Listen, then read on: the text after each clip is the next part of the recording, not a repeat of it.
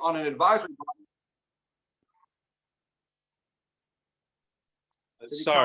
Sorry, we just realized we forgot to start recording, so go on.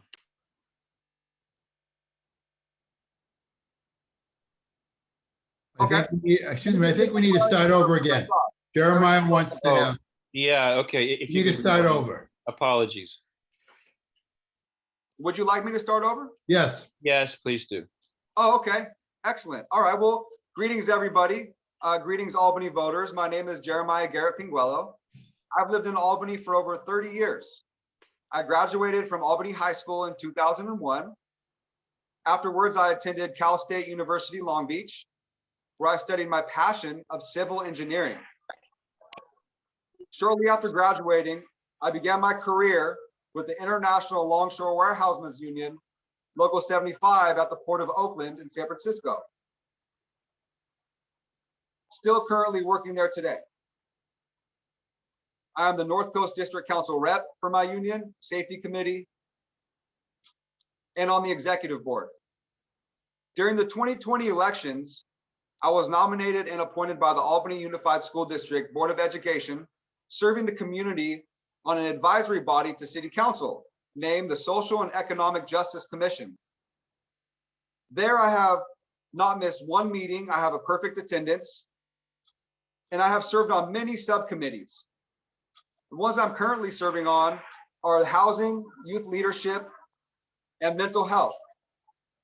I've spent many years volunteering at the Giltrack Farm in the UC Village. There, I was the first community outreach organizer. I used to invite City Council to come enjoy the farm.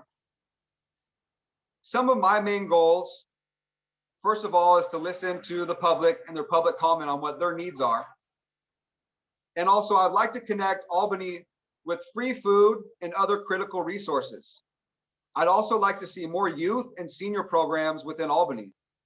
If you want to meet me in person, I'm very approachable, and I'm always on Solano and Talbot every Thursday from 2 p.m. to 5 p.m., passing out free food to the community members, including those who are unhoused. Past 5 to 10 years of my life, I've also attended pretty much every public meeting on the public calendar Albany has. Time's up. So I'm very around about everything going in Albany. Thank you, Jeremiah. You're welcome. Next up, we have City Council candidate Nick Pilch. Whenever you're ready. Okay, thank you very much. All right, good evening. I'm Nick Pilch. I'm running for Albany City Council, and I'm running with my Albany Forward campaign mates, Robin Lopez and John Mickey. I had the privilege of serving as your council member from 2014 to 2020, finishing my second term as your mayor and leading the city through the onset of COVID. Due to Albany's term limits, I had to step off for 2 years, but I now ask that you have me back again. I led the effort to bring the soda tax to Albany, creating funding for many programs for health and youth, including funding school crossing guards. I successfully brought forward and supported a number of other measures that have sustained and increased city's funding for important programs and services such as public safety services, park maintenance, sidewalk repair, and climate action programs. I've served on the city commissions for 11 years, almost 11 years, and I also currently serve on the Alameda County Pedestrian and Bicycle Advisory Commission as well. I founded or helped start or held leadership positions in a number of community groups and nonprofits. I'm currently a Sierra Club elected leader and Sierra Club outings leader as well. Through my work in the community, on commissions, and on council, I have a proven record of crafting and funding positive change, including environmental, safety, and housing initiatives. I instigated the process of leading to Albany's first civilian police oversight body. I'm chair of the Planning and Zoning Commission currently, and I'm continuing the work that I started on the council. I am running to continue the work of this council in climate action, safe and equitable streets for all, economic and social justice, and housing production. I'm endorsed by Mayor Preston Jordan, Vice Mayor Aaron Tiedemann, and School Board President Sarah Hinckley, and School Board Vice President Bonnie Davidson. Please vote Pilch, Mickey, and Lopez as your number 1, 2, and 3 on your ballot to move albanyforward.org. Thank you. Thank you, Nick. Next up, we have John Mickey. Begin whenever you're ready, John. Sure. Thank you, Spencer. Good evening. I'm John Mickey, and I'm running to City Council, as Nick mentioned, with Robin and Nick, under the banner of Albany Forward. I moved to Albany in 2005 to attend UC Berkeley, and I was really fortunate to live in the UC Village for some time. The experience of living at the University Village was so instrumental in me and my family getting to understand what is so special about Albany and what a wonderful place it is. When I graduated, I was fortunate enough with my young family to make a home here. And our kids were able to attend the Albany schools and really loved the ability to walk or bike to school. We live across from Marin Elementary School, so our kids often walk straight across the street. They walked and biked to Albany Middle School and walked and biked to Albany High School. In 2010, I put my work experience to serve Albany on the Traffic and Safety Commission. In that time that I worked there with my fellow commissioners, we passed Albany's first active transportation plan. I brought to the commission my work experience in both subject knowledge and in helping to build consensus around issues. I also really worked hard to be able to take a look at the bigger picture and take a step back when confronting with these pressing issues. I really worked hard to balance the aspirational dreams of the community with the short-term implementation changes that could actualize those things that we look to in the future. But above all, I worked to truly listen to the concerns of the residents of Albany and to my fellow commissioners. I was recently appointed to Climate Action Committee, where I will work to continue moving Albany forward in a more sustainable and resilient way. I run for City Council to bring voices to the table to address options on how people move about our town in a safe manner and to address housing production.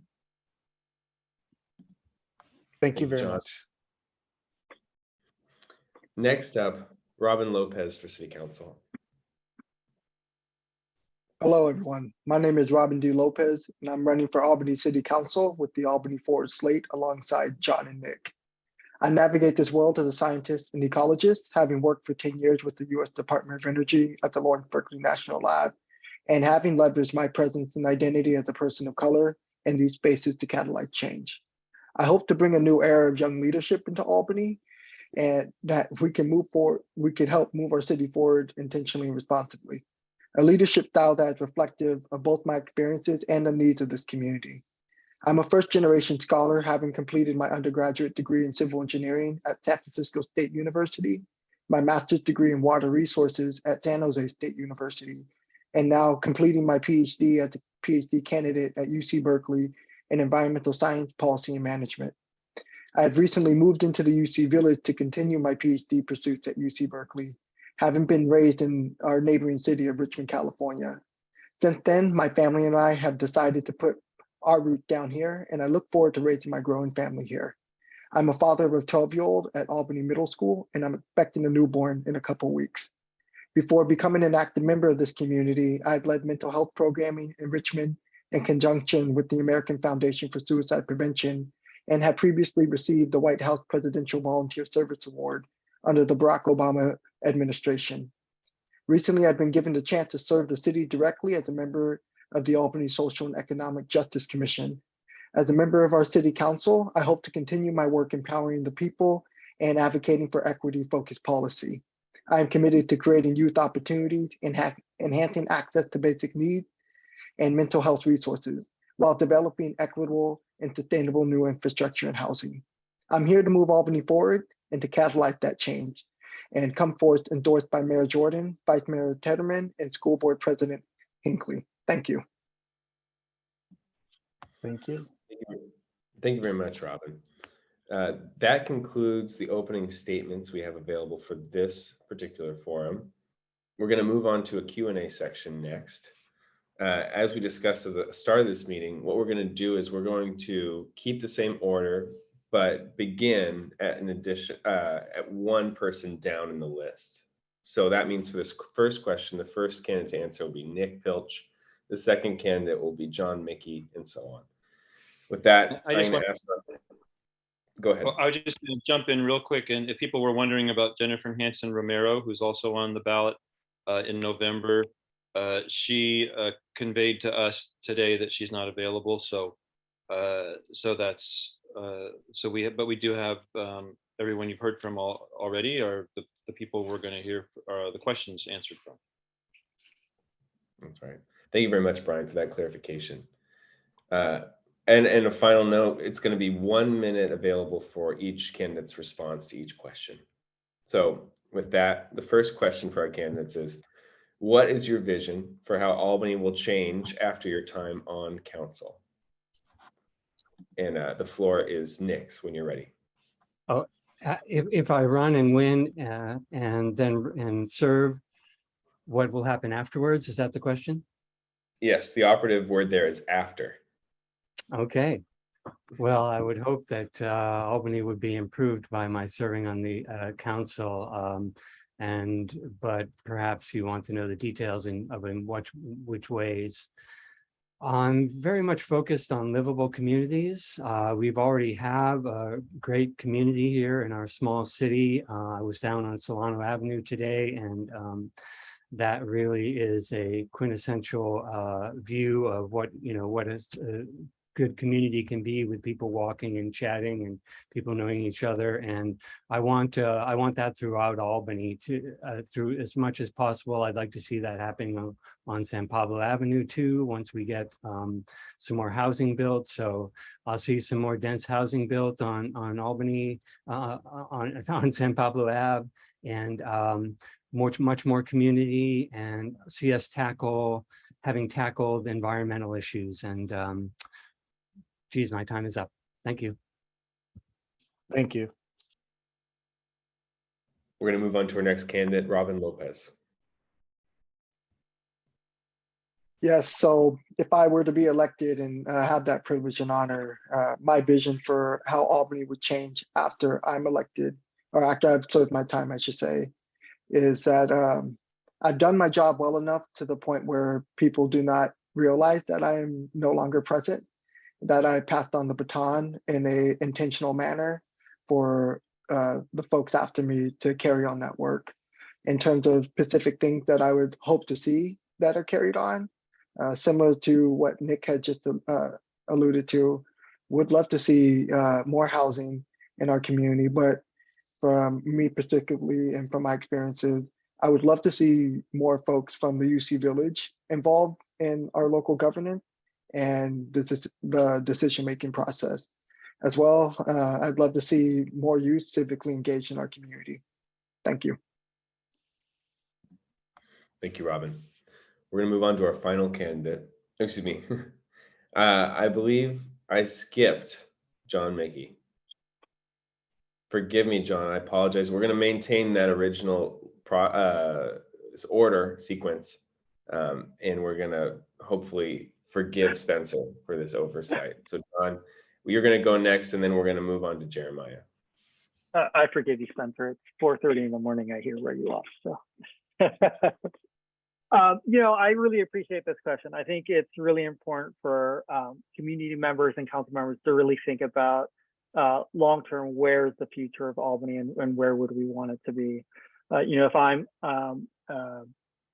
if I am chosen and to be on city council, my hope would be at the end of my 2 terms would be that I leave Albany really set up in a place where we're moving towards a more sustainable and resilient community. It is an incredible community that has so much to offer everyone. My hope is that you can walk down streets and there are street trees, that it's safe for everyone to walk, to drive. Much like Robin, I think housing is something that's very important to me, and I'd love to be able to offer the ability for more University Village residents who graduate to remain in Albany and continue to contribute to our really wonderful community. And so those are things that I would love to see at the end of my term. Thank you, John. Thank you. And now to our final candidate, Jeremiah Garrett Penguello.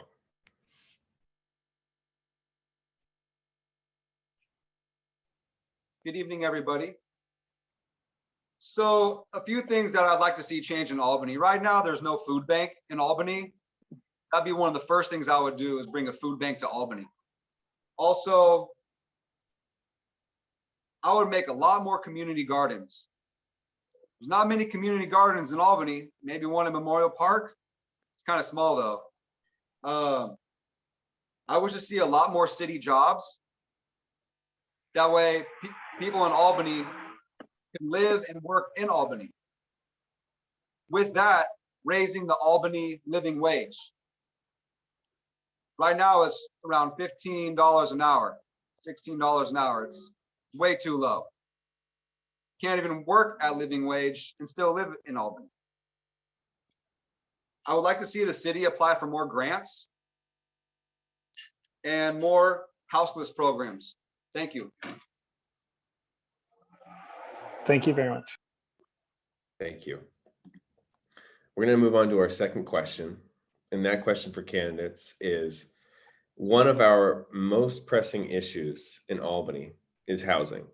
How do you envision the city increasing its housing stock to meet its regional quota? We're going to start this time with John Mickey and continue with Robin Lopez. John, the floor is yours. Thank you, Spencer. Albany recently passed the San Pablo specific plan. And I think that's a huge opportunity for Albany to be able to increase the opportunities for people to continue to live in Albany, to move into Albany, and so I think that is a key factor. In my professional work, I've had the experience of working in a lot of communities in California where we've explored this exact question. How do you allow the community to grow while still maintaining the wonderful character that Albany has?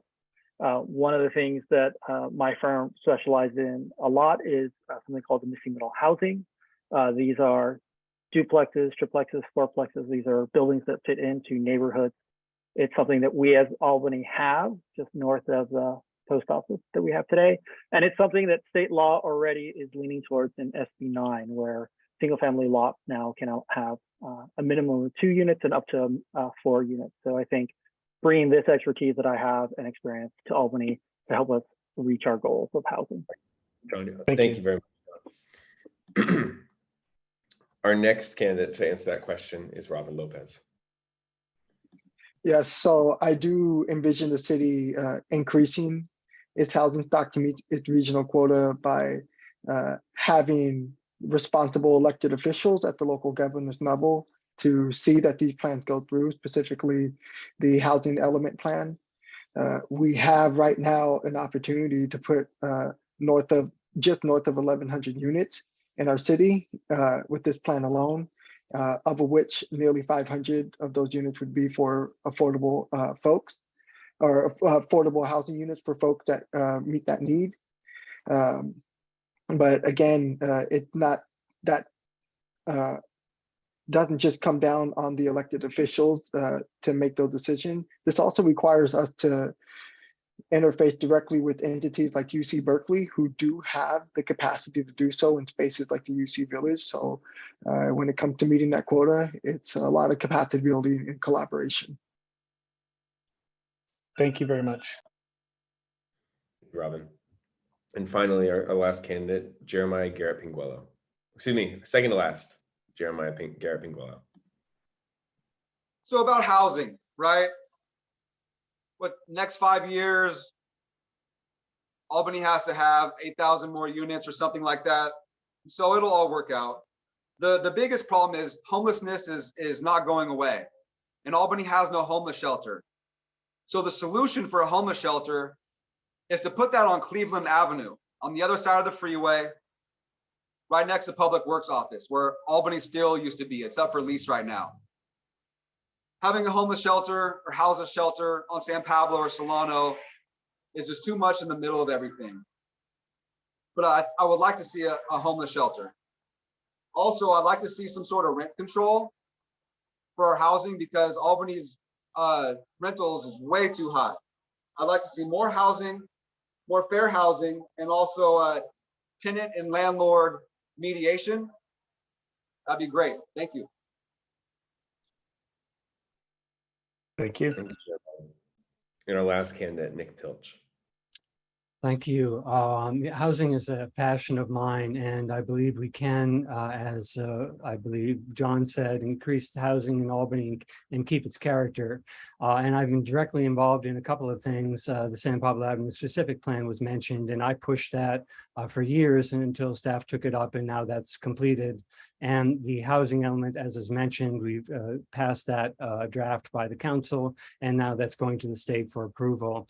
And in the housing element, it talks about how we, so San Pablo Avenue is one place where we can put housing, but the housing element also talks about sites along Solano Ave and talks about the backside of Albany Hill where we could put some dense housing, and sites near the El Cerrito Plaza, which would be appropriate. But it also talks about putting duplexes throughout the city, allowing duplexes in single family zones, because the state says we have to make sure we put the housing everywhere, not just concentrated in some of the least desirable sites. So all of that is how we're going Thank to meet you. our housing needs.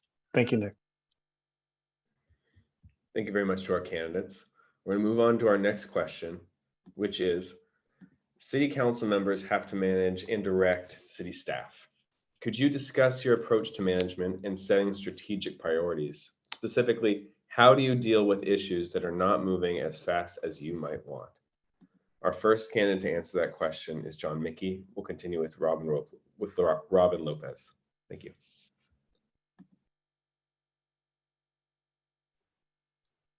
John, the floor is yours. I thought, I think it's Robin's turn to go first. yeah. Okay.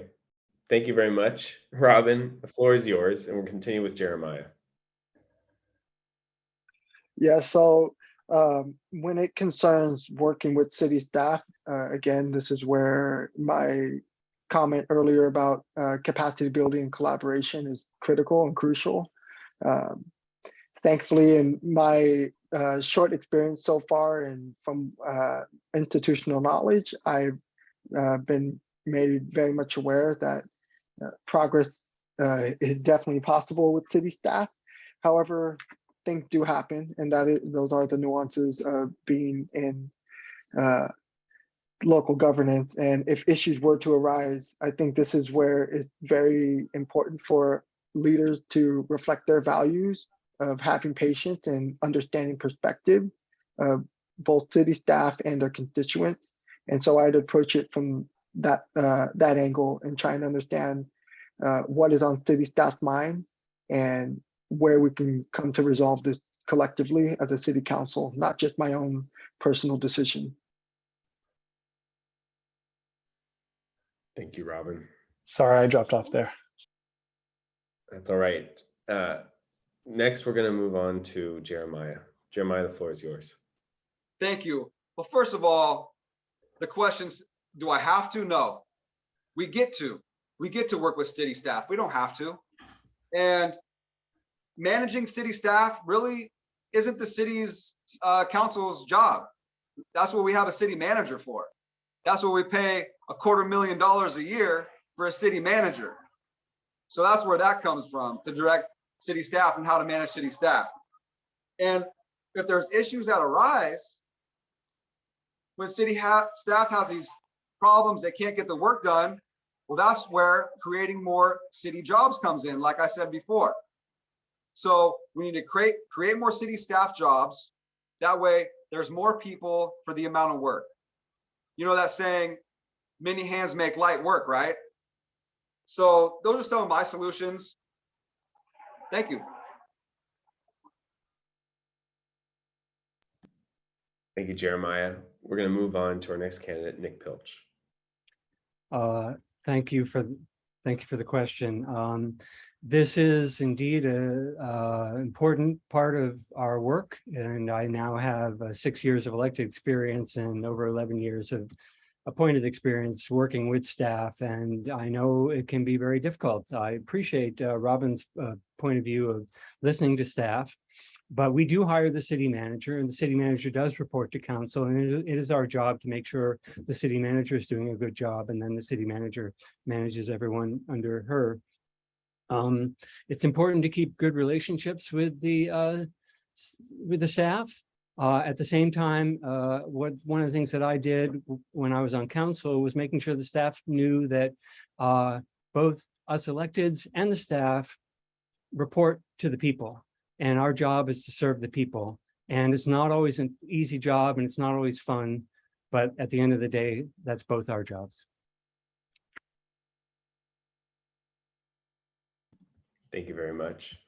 We're going to move on to our next candidate, John Mickey. Thank you, Spencer. When I had the opportunity to be on traffic and safety, we had a great working relationship with staff, and we understood the limitations of the time that they had, and we understood where harvesting resources or really partnering with others to find ways to supplement their efforts and supplement the desires of what traffic and safety is looking towards. That was hugely important. We have staff members that are currently on staff that were brought in through the Civic Spark program, right? Opportunities for us to partner and bring additional resources to the community is one of the things that I would be looking at as a council member to really support the wonderful staff we have and recognize that they only have so many hours in a day, and that we need to find partners that'll help us get all the things that we want completed in this community. Thank you, John. Thank you. Our next question for candidates is the following. Albany recently established a police oversight commission, which, if elected, you will have a chance to make inaugural appointments on. What are your goals for this commission, as well as police reform in Albany on a larger scale? We're going to start here with Jeremiah and move to Nick second.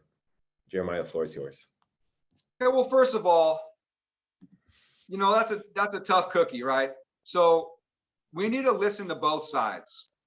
A lot of people want to defund the police, which is a point of view, but you got the other hand where a lot of people want the police because they are public safety. Now, a lot of it's institutional, and we need to create a bigger budget in a sense to be able to have with that police commission, to have some more human resources, some hiring protocols. I know AB 21's coming up, so that's a big choice we got to figure out. And so we got to hear both sides of the story. We got to listen to the police and we got to listen to the people. So it's going to be a tough balance. So it's going to be a tough commission. But most important, we need to listen to public comment, because public comment is the people. And that's what we're here to serve, is the people. So we need to listen to public comment. Thank you. Thank you. Thank you, Jeremiah. Next is Nick Pilch. Thank you very much. As I mentioned before, I started the process when I was mayor that led to the formation of the police oversight body, and I'd be thrilled to appoint on that body. I think what the public wants most is transparency.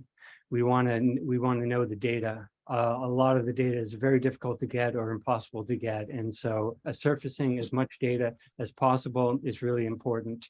How many complaints have there been? What is the nature of those complaints? Any and all data about how the police are acting in our city. When I was mayor, I also held a mayor's town hall to listen to the community, and the community said that yes, they've had some problems with the police, especially the people of color in this community. So we need to get to the bottom of that. Yes, we need to listen to all sides, but we need to make sure that that process is transparent as possible and people have all the data and the facts in front of them. Thanks. Thank you.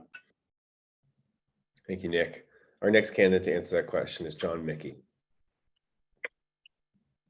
I think if elected, I would be looking really to make sure that the commission is understanding what it is that we're asking our police officers to do, and are they necessarily always the best to be dealing with situations in our community. While on traffic and safety, I got an opportunity to ride along with police officers, and it was an incredible experience to hear and understand their perspective.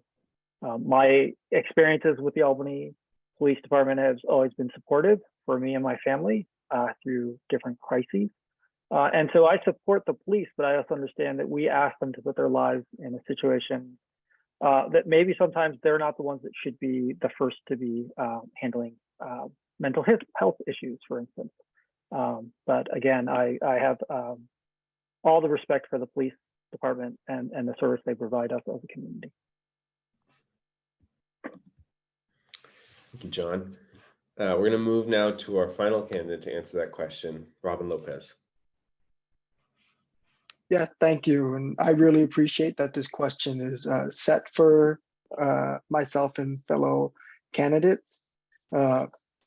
I personally would be excited to be able to nominate someone to this to the commission, partly because this is an opportunity to have a voice at the table that is a proper representation, but can also lead with accountability.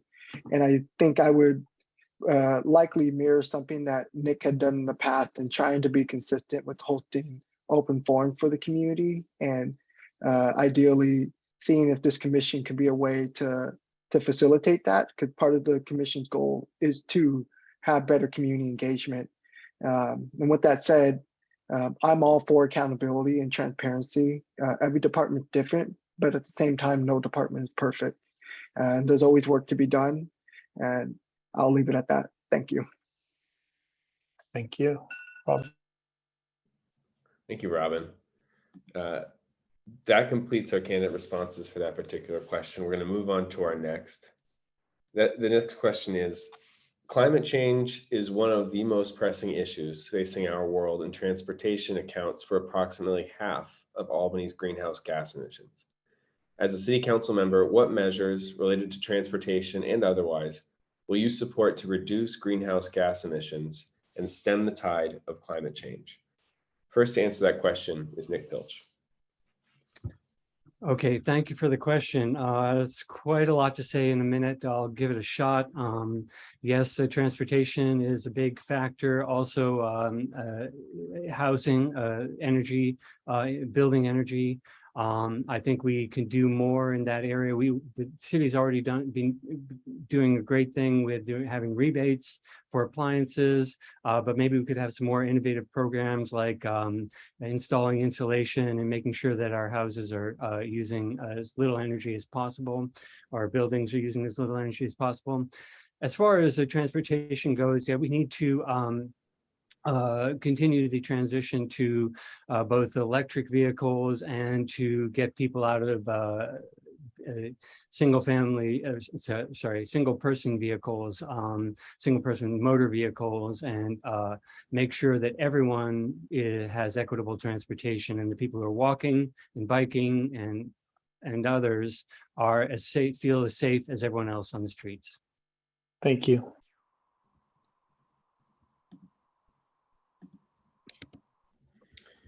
Thank you very much, Nick. The next candidate to answer that question is John Mickey. Yeah, climate change is such an important thing. And, as you mentioned, transportation is such an important part to solving that. I think we in Albany have done a great job with the active transportation plan of starting the ball rolling on making it safer to give people the option of not choosing a car. I am continually encouraged by seeing the number of parents I see ride around in Albany, taking their kids to school on the back of a bicycle, that they're choosing to take their kids that way instead of a car. I think we can do more to encourage electrical vehicles. On Solano Avenue, having charging stations, that's definitely something that would help people make the choice if they choose to drive an electric vehicle. Other elements like continuing to push for solar panels on houses and on commercial buildings, working towards doing like Berkeley has done, electrifying our stove, right? Removing, not allowing new installations of gas. Time's up, Stein. Thank you. John, we're going to move on to our next candidate, Robin Lopez. Things she had said, but far from the only one, and caused her own colleagues in So when it concerns climate change and options that we could pursue, I think it's very important to stress that we are actively in a climate crisis. And this is not something that has just become about in the last decade or last 2 decades, that the climate crisis is something that has been impacting many of our communities, particularly the most vulnerable and most minoritized community members. And so if I were elected as a city council member, some of the measures I would take is simply to what I had mentioned in my candidate ballot statement, responsible and sensible housing, similar to what John and Nick has shared, values that we share along those lines of energy efficient homes. But I think I'd also push the boundaries a bit further and interface directly with Alameda County leadership, similar to what we've accomplished in Contra Costa County, and provide rebate program for e-bikes or other cleaner energy products, and find ways to make this more of a viable option for community. Thank you. Thank you. Thank you, Robin. We're going to move on to our next candidate, Jeremiah Garrett Pinguello. Well, the city council, we've created what's called the Climate Action Committee. And the Climate Action Committee, it's their job to advise city council on what to do. And I would just love to approve whatever they have to come along. I mean, obviously ride share, biking and walking would be great, but I think the city needs to lead by example. You know, you've heard the saying, if you build it, they will come. Well, the city needs to take some more priorities in installing more electric vehicle charging stations at all the city properties. That's at Ocean View Park, Memorial Park, the City Hall. I don't see one charger for electric cars at any of these facilities. So we need to lead by example and show the public that the city's taking an investment to have more electric car charging stations. And of course, get them on San Pablo and Solano as well. Thank you. Thank you. Thank you very much. We're going to move on now from those you've been hearing questions that were presented by the executive board, and we're going to move on now to the Q&A questions that you have all been submitting to me directly through the chat. We're not going to have time to get to all of them, and if your question was not selected, please do continue to pose questions for our next forum with the Albany school board candidates, and let me know when you send your message that your question in the first forum wasn't asked so I can prioritize you. With that caveat, the question from our audience is, given the city's pension obligations, are you confident of the long-term financial health of the city? And more broadly, what skills will you bring to providing oversight of city budgeting and spending? Our first candidate to answer that question is John Mickey. Thank you, Spencer.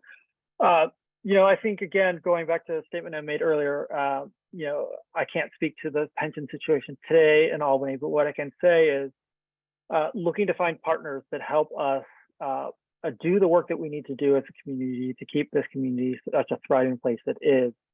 It's important to find partners. It's important to find ways of offsetting costs. You know, I think one of the things that I try to do at my job is very early on is to explore, we call it throwing spaghetti against the wall, right? Just get any crazy idea out there, understand what those options are, what does the world of possibilities allow, and then work from there to find and craft solutions that maybe haven't really been discussed or looked at enough in the past. John. Thank you. Thank you. We're going to move on to our next candidate. That's Robin Lopez. Yeah, so when it concerns city finances, specifically around city's pension obligations, I will admit that's not something I'm as well versed as I can be and capable of being at this moment. And I'm willing to learn, and I'm willing to soak up that knowledge from the folks who do have that expertise, particularly those who are on our fire and pension board, to have a better sense of what's going on. In terms of the broader scope of what's going on with the city budget, again, that's where I fall back on the expertise of those who do have the familiarity with finances and city financial obligations.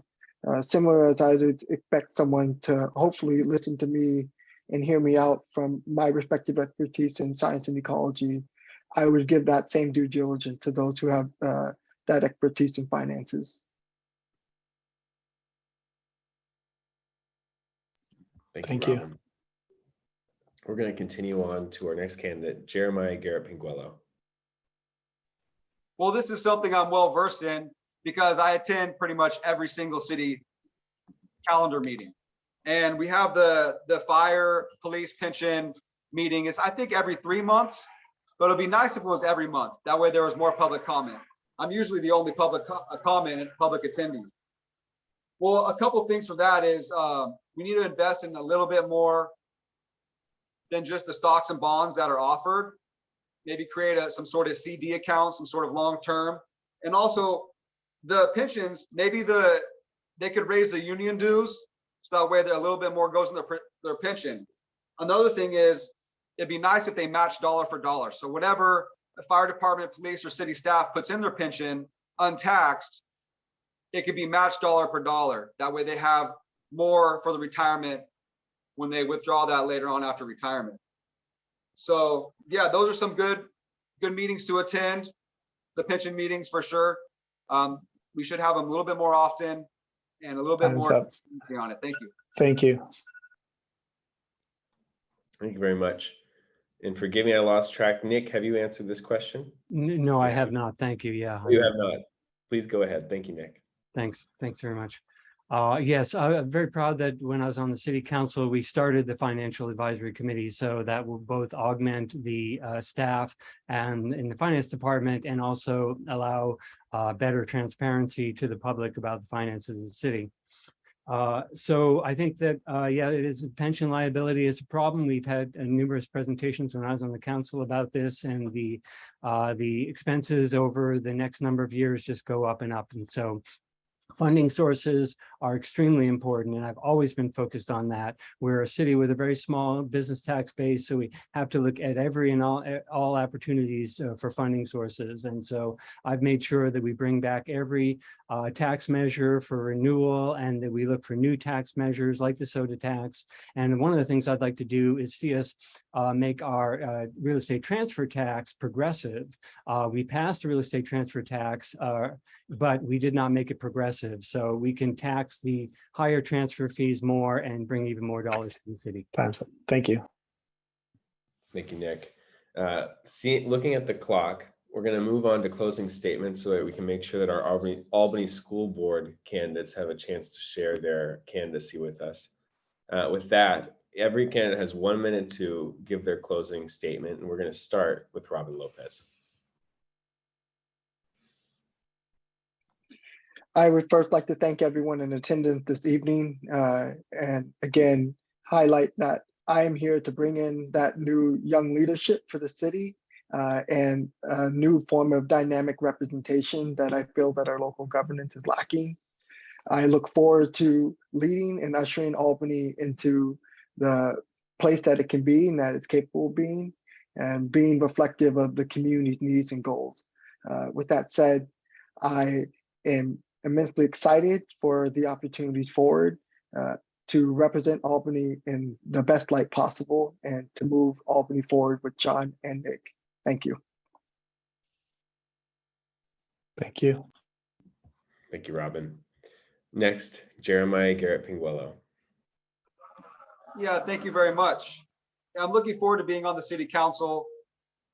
You know, this is a 4-year term, and I'm in it for the long haul. Sometimes these meetings go well after midnight, and I'm usually the only public comment, only the public attendee hanging on till the end, you know, and I'm just alert at those hours. You know, I'm sober. I think we need sober leadership. I think that's very important. I have a flexible career to where I get to choose my own hours, so I can donate all my time to city council, 100% of my time. I really have no personal commitments. My wife passed away in 2020 from COVID. So I'm basically married to the community. I'm in love with the community, and I wish to donate all my time to help the community on city council. Thank you very much. Please vote for Jeremiah. First choice. Thank you. Thank you, Jeremiah. We're going to move on to our next candidate, Nick Pilch. Okay, thank you very much. Well, first, thank you very much for the opportunity, and thank you for the questions. I think cities need to adapt to changing times. We're lucky to live in a unique, wonderful 1.25 square mile city, which is rich in community and people who care about it. And we need to do our part to address climate change and to welcome all those who want to live in our city. As mentioned before, I championed the San Pablo Specific Plan for years, and that'll bring needed housing to our community and needed vitality with new residents. And when I was on the council, we also approved the Cleveland Avenue Affordable Housing project, which is 62 units, all affordable with supportive services. And we also dedicated Pierce Street, Peggy Thompson Pierce Street Park, which is nearby and which will serve this housing. These are all examples of how we can evolve our city and welcome all who want to live here and make our city strong and still preserve the character of our city. So thank you for your time. Vote me number 1 and my Albany Forward candidates number 2 and 3, albanyforward.org. Thank you. Thank you. Thank you, Nick. And our last candidate to give a closing statement, John Mickey. Thank you for giving me the opportunity to talk with you all tonight. I really, truly appreciate this.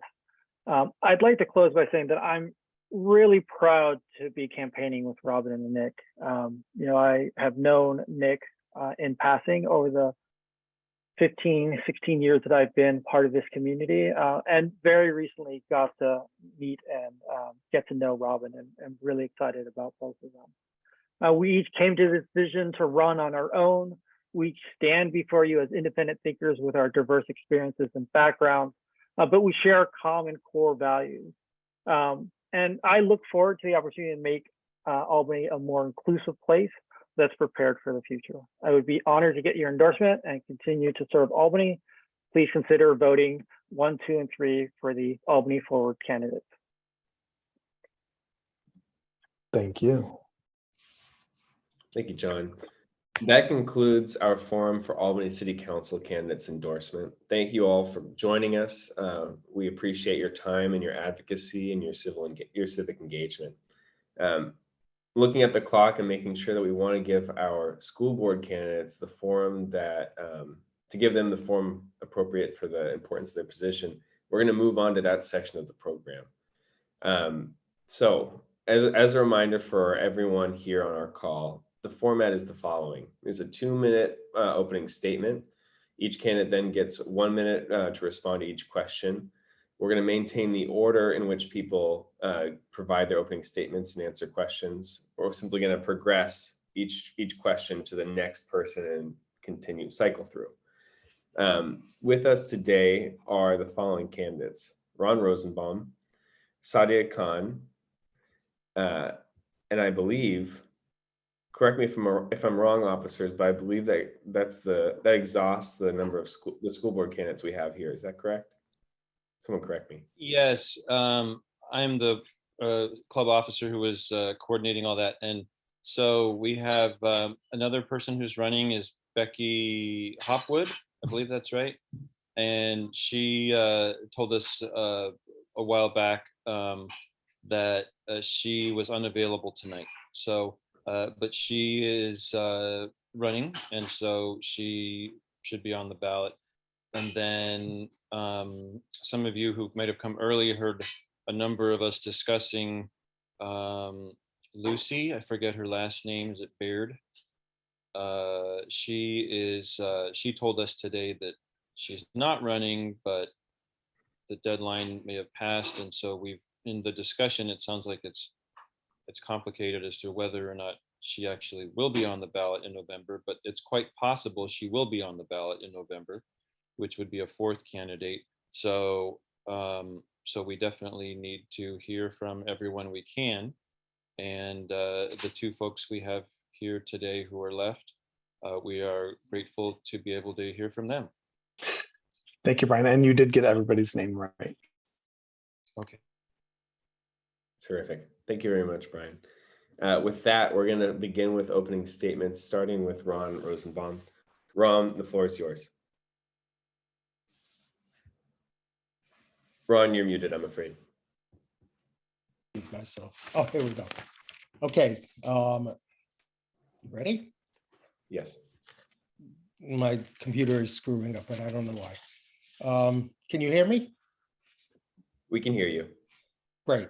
Well, I don't have much time, so I'm going to have to read my statement and then, or tell you my statement, and then I've got to go. As some of you know, I've been a long time enthusiastic person dedicated to education of our students. I'm a longtime member of the Albany community and a longtime public educator. I've been a public school classroom teacher, a counselor at the middle and high school levels, and a high school administrator, including several years as the principal of Albany High School. And I was an acting principal at Albany High School when there was a very critical period in 2007, very interesting incident that they needed somebody to replace the principal, and I was appointed. I've been a member of the Albany Unified School District Board of Education for 9.5 years and served as the president of the board for 3 of those years. I believe I bring outstanding understanding of public education and of the Albany community to the board, with my goals of ensuring and guaranteeing that all students have an opportunity to achieve at the highest level and develop critical thinking skills in a safe, inclusive, and totally equitable school environment. I believe the values that I bring are my experience, my integrity, my ethics, and my honesty. Thank you. Thank you. Thank you, Ron. We're going to move on to our second candidate, Sadia Khan. Good afternoon, everyone. Thank you for having me. My name is Sadia Khan. I moved to Albany in 2018 as a student at UC Berkeley, pursuing my undergraduate degree as a single mom and somebody who's been very active with my son's school. I'm running to help better our Albany school district, make sure that our parents, teachers, and children feel supported, and just, engaging our community in ways that meet their needs and revolve around their needs. I've spent the past 7 years working in education advocacy between food and housing security, Title IX, mental health services, and so much more. My advocacy isn't just at the local level, but also at the statewide and federal level. And I hope to bring those experiences to the school board. And beyond that, I am definitely a proud PTA mom, never expected to be part of the PTA, but it is something that has brought so much joy to my life and to my son's life. And that's given me the opportunity to learn more about our schools in ways that I never anticipated before becoming a parent. And it's given me an opportunity to also work with some of my son's teachers. And those are experiences that are valuable and need to be presented at our Albany School Board. And I'd love to be able to bring those voices to the table. Beyond that, University Village is a community that is often left out. Having worked within, UC Village and all of the families that are here, I want to be able to make sure that those voices are also being brought to the table when policies are being discussed that impact us directly. Thank you. Thank you. Thank you, Sadia. We're going to continue on now with questions. As a reminder, each candidate will get 1 minute to answer questions. We're going to start with the following. How do you think the school district and the school board can best create an inclusive and welcoming environment for all students? First to answer that question will be Sadia Khan. Thank you for that. I think part of that, depends on our ability to actually support our teachers and make sure they have the right tools needed to be able to do their jobs in a way where they are not overburdened. And also it's about making sure that we're actually reaching out to, our parents and making sure that we're able to hear their voices when discussing policies that directly impact their children. And beyond that, it's also a matter of making sure that our students are actually feeling represented in who is teaching them, who is around them, who they're learning from. It's also about making sure that they have access to mental health services, to food and housing security, because all of those things impact their ability to actually focus and to be able to participate in school actively. So, these are issues that are interconnected beyond just what happens at the school sites. And it's important to take all of those things into consideration when, creating policies that impact our children. Thank very you. much. I believe we still have Ron. Yeah, so I'll chime in. I believe that he needed to leave. Yeah. Brian might be able to say more. Well, it was news to me that he needed to leave. He didn't communicate that he had another engagement, but he did right before his opening statement. He seemed to say that he did need to leave. So, so then we should direct our questions to the remaining candidate and give her the 1 minute for each response so we can become educated as to her positions on these things. And if there are 4 people on the ballot in November, that will help us make decisions. All right, here we go. Flash round. Sounds good. Sadia in the hot seat. All right, Sadia, our next question for you is Albany schools, like those across the country, struggled during the pandemic. What do you think AUSD has done well with regards to COVID response, and where could it improve going forward? Absolutely. I think one of the most difficult things to do was, deciding whether or not we needed to go back in person or not. As a parent, while I was extremely cautious to the idea of going back in person, I did appreciate that decision because that was one that directly impacted my son. I drastically saw a huge increase in his ability to actually take in the information that he needed to, and saw drastic improvements in his reading, writing, math, everything really. And while that was a scary decision to make and a difficult one, it was one that ultimately, did provide our children the space that they needed to be able to grow. Obviously, there were, some scary aspects of it, knowing that, we are taking a huge risk with that and not everybody was comfortable with that. But I do want to commend them for taking that decision on. And I think an area where I would love to see more improvement is mental health support. The pandemic has exhausted our children more than anything, and they need that additional support to be able to, continue growing outside. Sorry, I see the timer's Time's up. up. Yeah, thank you. Yeah, we're sticklers. The next question for our candidate I is, know. It's crazy. is Albany schools, climate change is one of the most pressing issues facing our world, and transportation accounts for approximately half of Albany's greenhouse gas emissions. As a school board member, what measures related to transportation otherwise can our schools take to reduce greenhouse gas emissions and stem the tide of climate change? Definitely. And I think this is somewhere we would definitely need to work with city council on this. I think the ideas of providing bus passes or some sort of increasing access to bus availability. I know that's not something that can work for all of the grade levels. However, that is a great step towards making sure that we're taking more environmentally sustainable routes to getting to and from school.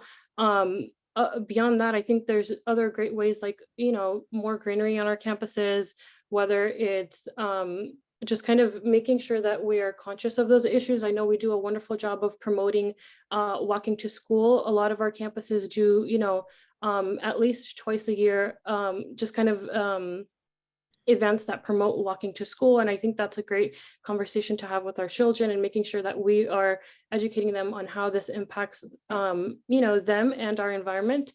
And beyond that, pushing a lot of the, reuse, reduce, recycle in forms outside of just, I'll stop there. These timers are going a lot faster than anticipated, but yeah. Yeah, it's not that critical, I guess, right now. Thank you so much. We're going to now move on to audience question and answer. We have 2 questions from the audience so far, so please, audience members, feel free to direct message me your questions. We're eager to pose them to our candidate. The first question is related to our last. Climate change is one of the most pressing issues facing our world. Oh, excuse me. I believe I've got a duplicate here. Forgive me. I'm going to move on to our second audience question. Our school students are representative of the future and are inheriting a world strongly impacted by climate change.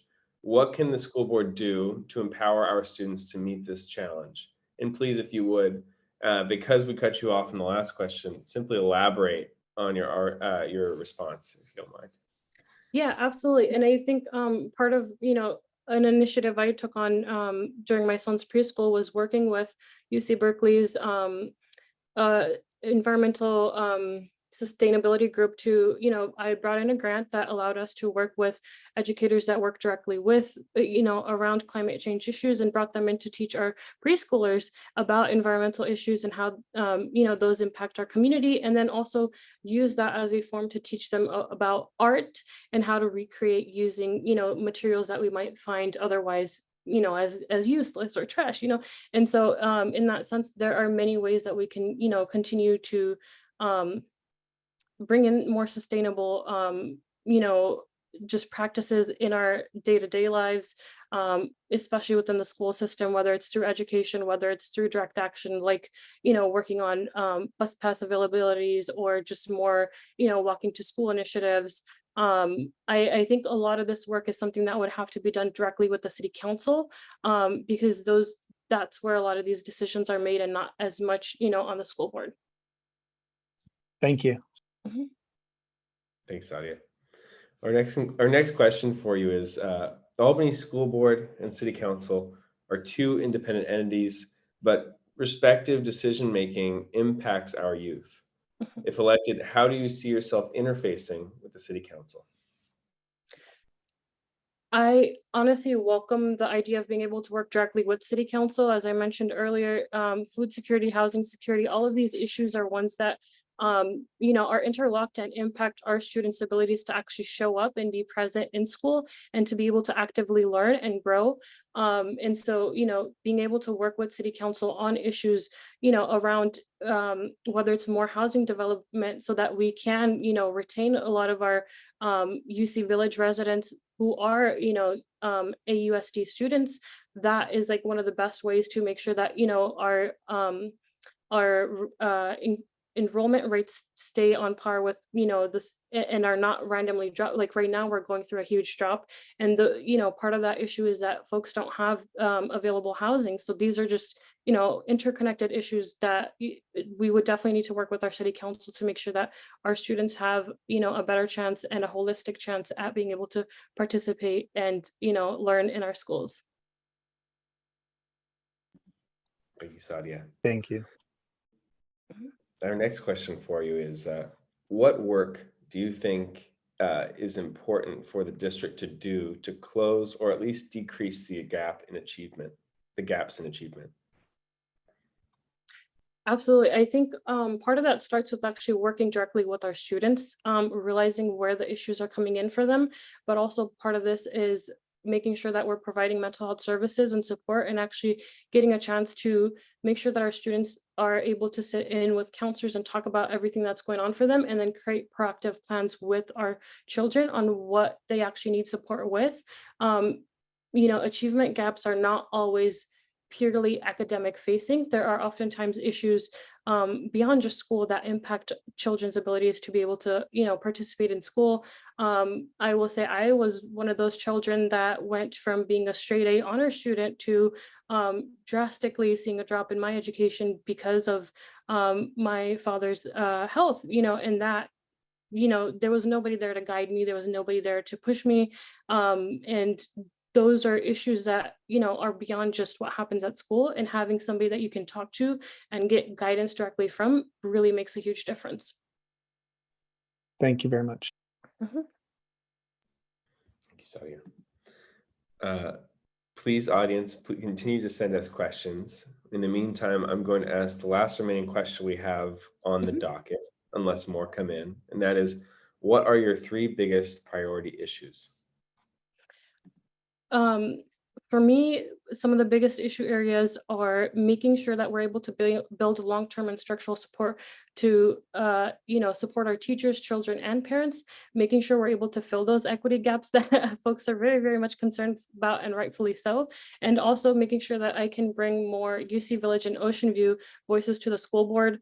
I'm extremely passionate about making sure that UC Village voices are heard, because that is one of our most diverse parenting and student population at AUSD. We're talking, single parent households, we're talking non-traditional families, we're talking, so many different barriers and that are, UC Village and many of our Ocean View families are facing. And so just making sure we're able to bring those voices on and making sure that we, retain relationships with folks beyond just the campaign period.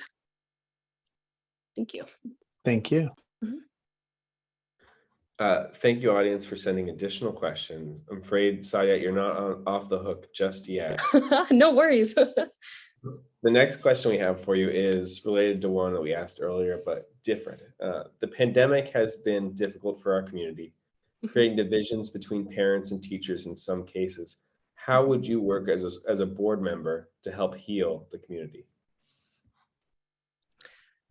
That is definitely a difficult question to answer because I think that, one starts with actually listening to parents and teachers separately and making sure that they are able to share their voices and concerns in a way where, they're comfortable and able to share that with us. So maybe starting with hosting town halls and just figuring out what were the issues that were coming up and how we can heal and move forward and what, folks need for that to be, healing for them. And then being able to bring, everybody together and say, hey, this is what we heard on both sides.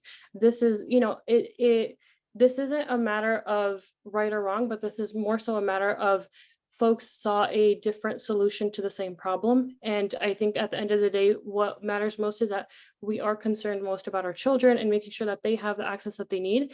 And so just making sure that there is space for everybody to speak on that and then know that we can work together and this isn't just something that, the pandemic's not going to limit us in that way and that I'm going to stop with the timer. So. And thank you. Thanks very much. We're again down to our last question, and that is, what is your view of the school board's role in setting broad direction and oversight for the administration versus tactical management? Absolutely. I think the board definitely has a better ability to work on the first rather than the latter. I think part of, the management side is knowing that we have obviously hired and supported folks that know how to do their job, and it's not our job to micromanage or tell them how to do their jobs. Our job is to guide them, provide policy, provide support, look into issue areas that are impacting and ask to work together and look into that and figure out why are we seeing those issues and how can we come up with solutions to better support that. So I think that's kind of where we're at with that. Obviously, if support is needed, more than happy to, push for more support on that kind of macro level.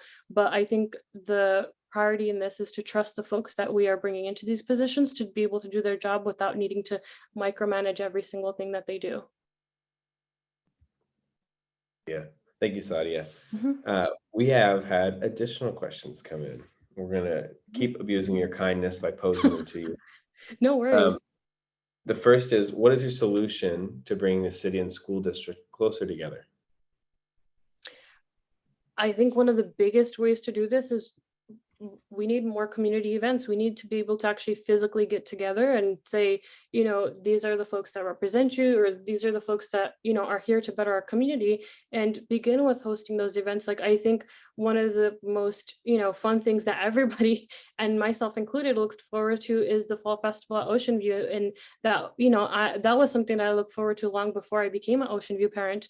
It's stuff like that that brings our community together. And it begins with making sure that we are not getting together only when there's a crisis, but also when there are things for us to celebrate about this community that we are part of, and celebrating our city. So, step one is just creating those spaces for all of us to engage with ourselves, with each other. And then, beyond that, it's also making sure that we're making our, meetings more accessible, whether it's in person, Zoom, whatever options might be needed. There's gradual steps that need to be taken to make sure that we can build on that. Thank you, Sadia. Our next question pertains to the Albany Aquatic Complex. Our audience member says, the complex was funded by a ballot measure, and it is tasked or commissioned as a community pool, but the school district manages it as a school facility, not necessarily as a joint pool with the community. Mhm. Will you help to make the Albany Aquatic Complex truly a community facility for all? I will have to be completely honest and say that this is new information for me. I would definitely have to look into it more and figure out, what the ballot measure said and what is in place right now. But I would definitely love to work with the right people to make sure that this is something that, we can look into and find actual solutions to. I definitely see the value in having more spaces that are accessible to all, beyond just school spaces. It's, having recreational spaces for our children to use during the off hours from school that make things, like it brings our community together, and that's what we need more of. So it's definitely something that I, am very new to. Thank you for bringing it to my attention, and I will definitely look into this more. Thank you. Thank you. Go ahead. No, I was thinking the same thing. Oh, great. We're all very thankful. The next question I have from our audience is, what steps would you take to strengthen the school district's financial health? Definitely. I think that's something definitely I'll learn more about if elected. I think one of those things starts with actually, being able to review the budget, past budgets, and what that looks like. And then, beyond that, I know part of this does definitely have to do with our enrollment numbers. Obviously, with more children that are enrolled in our district, the more funding that we receive from the state. But beyond that, I have been a huge supporter of funding our school systems, especially at the statewide level. That was something I advocated for last year, and that's a fight that I'm willing to go to Sacramento for. This isn't just a matter of, only working with what's within the city, but also making sure that we are reaching out to those sources beyond just our city limits, whether it's in the form of, filing for grants as a school board, whether it's, actually going to Sacramento and advocating. Those are definitely avenues that I would love to explore, if elected. Thank you very much. That exhausts the questions we have from the audience. And looking at the clock, I think it's a good time to move on to a closing statement whenever you're ready. Absolutely. And before you begin, I'll remind you that we have 1 minute for closing statements. It's that darn timer. Yeah. I would just humbly ask that the Albany community vote for me for the Albany School Board. I've spent, like I said, 7 years working on education policy. And beyond that, I've also spent over 4 years working inside classrooms as a teacher's assistant, whether it was creating curriculum or actually lecturing, tutoring students. Education has a very personal place in my heart because it was something that I almost did not have access to, and I know what it means to fight hard for it. And beyond that, I know what it means to try and make that accessible and actually listen to the voices that get forgotten and lost because they no longer fit the model that you want to look at. As I shared, like I was one of those students that suddenly, dipped down and didn't have anyone that could pull me up. I had to, fight hard to pull myself up, get myself to UC Berkeley, beyond multiple barriers. And so, I understand that struggle, and I want to make sure that all of our voices are heard and we have the opportunity to support everyone. Sorry for going over Thank you time. very much. I'm being those greens in the sticking down for you. Sorry. Well, Sadi, we really appreciate you for being such a good sport and for, peppering all of those questions. Most candidates get a moment to think about their response. You had to answer them off the cuff, and we're very grateful. For our audience and for our group here today, that concludes our 2 forums. You heard from the Albany City Council candidates and from school board candidates. We're going to now stop the recording. We're going to